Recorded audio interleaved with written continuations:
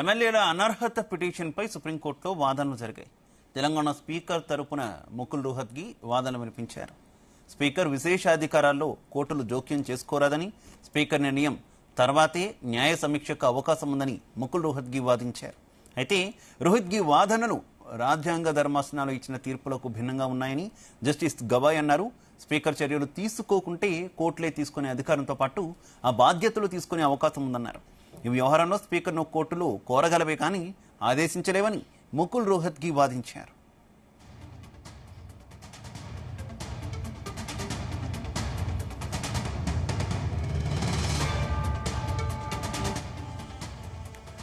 ఇక ఇదే విషయానికి సంబంధించి మరింత సమాచారం మా చీఫ్ న్యూస్ కోఆర్డినేటర్ రాధాకృష్ణ అందిస్తారు. Radhakrishna. Good afternoon Shiva.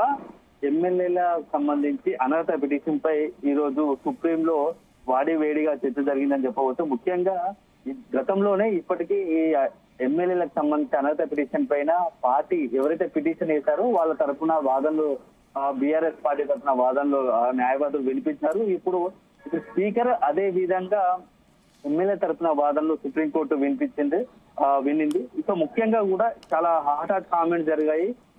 MLA అనర్హత పిటిషన్ పై సంబంధించి మొత్తంగా కూడా స్పీకర్ తరఫున ముకుల్ రోహత్గి వాదనలు చేశారు.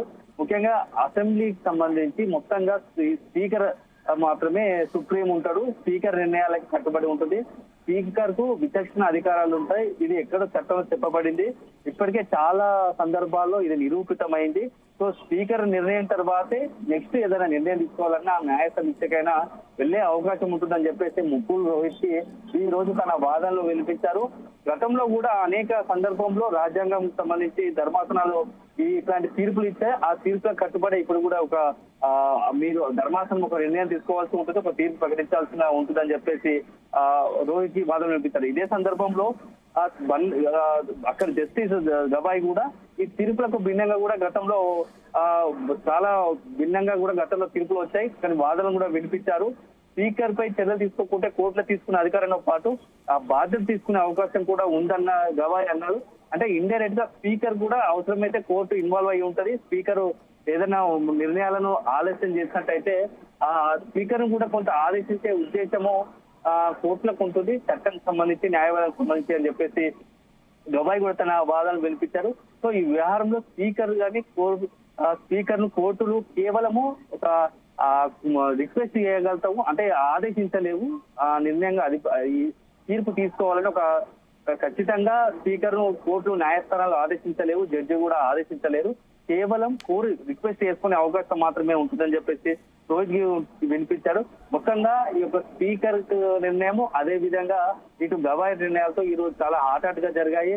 ఒక రకంగా చూసుకుంటే తెలంగాణ రాష్ట్ర రాజకీయాల్లో ఈ యొక్క వాదనలు కావచ్చు, అదేవిధంగా ఈ 10 మందికి సంబంధించి ఎమ్మెల్యే అనర్హత పిటిషన్ పైన రాష్ట్ర రాజకీయాల ఆసక్తికర చర్చలు జరుగుతూనే ఉన్నాయి గత కొద్ది రోజులుగా.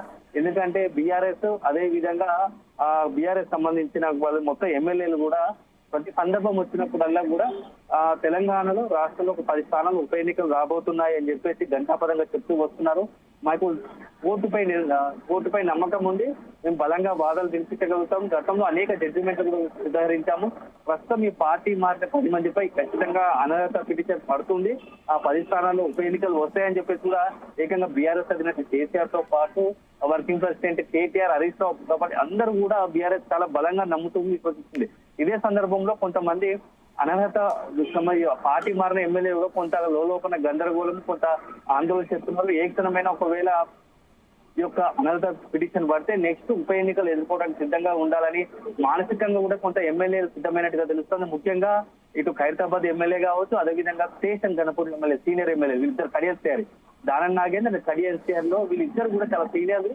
వీళ్ళ గతంలో కూడా చాలా అనుభవం ఉంది ఎమ్మెల్యేలకు సంబంధించి ఇట్లాంటి తీర్పుల పట్ల కానీ ఏం జరుగుతుంది, కోర్టు ఒకవేళ అనూహ్యంగా ఏదైనా నిర్ణయం తీసుకుంటే అప్పటికప్పుడు మనం ఏం చేయాల్సి ఉంటుంది. ఉప ఎన్నికలు వస్తే ఇప్పటి నుంచే దానికి మనం మానసికంగా తో పాటు నియోజకవర్గంలో పలు అభివృద్ధి పనులతో పాటు ఎన్నికలకు సిద్ధంగా ఉండాలని కూడా కొంత వాళ్ళు మానసికంగా సిద్ధమైనట్టుగా మనకు తెలుస్తూ ఉంది. ఇటీవల కాలంలో కడియం శ్రీహరి కూడా అసెంబ్లీ సమావేశం సందర్భంగా సిద్ధార్థ్ లో కూడా మీడియాకి ఇదే విషయాన్ని వివరించారు.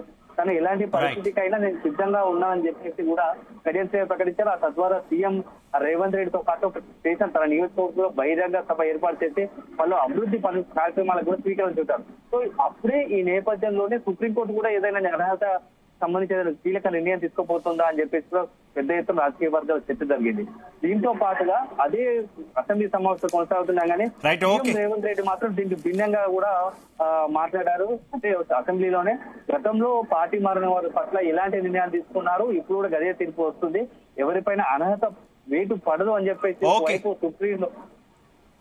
Okay, thank you Radhakrishna.